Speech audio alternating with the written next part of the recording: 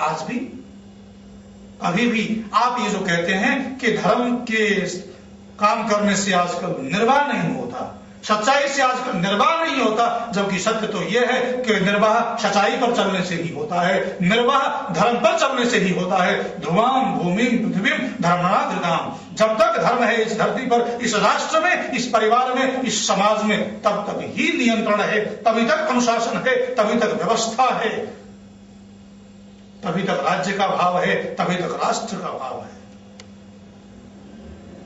आज भी न्यायालय में कोई प्रतिज्ञा की जाती है, कोई शपथ ली जाती है, तो साक्षी गीता पर, कुरान पर या बाइबल पर हाथ रख करके ये तो नहीं कहता कि मैं झूठ निष्ठा पूर्वक शपथ लेकर के कहता हूं कि मैं जो कुछ भी कहूंगा वो झूठ ही कहूंगा, इससे अतिरिक्त कोई नहीं कहूंगा।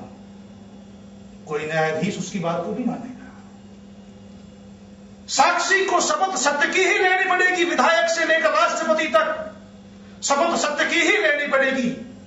यही कहना पड़ेगा कि मैं सत्य निष्ठा पूर्वक प्रतिज्ञा करता हूं कि मैं जो कुछ भी कहूंगा वो सत्य ही कहूंगा, सत्य के अतिरिक्त कुछ भी नहीं कहूंगा, भले वो झूठ ही बोल रहा हो। झूठ भी कैसे चलता है? सत्य का आवरण ओढ़ करके ही झूठ चलता है, बिना सत्य का आवरण ओढ़ाए झूठ भी नहीं चलता। बिना धर्म का आवरण ओढ़ाए पाप भी नहीं चल सकता। आप वोट मांगेंगे कि मैं अच्छे अच्छे कार्य करूंगा, मैं अपना कार्य निष्ठा से, ईमानदारी से, सच्चाई से करूंगा, भले ही आप कितनी भी बदमाशी करते रहे, कितनी भी गुंडागर्दी करते रहे, कितना भी अन्याय करते रहे, अत्याचार करते रहे, पर आपने वोट तो अच्छाई के नाम से ही मांगे हैं।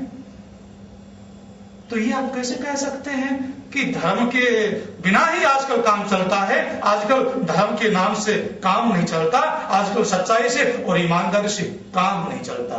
काम तो ईमानदारी से और सच्चाई से ही चलता है।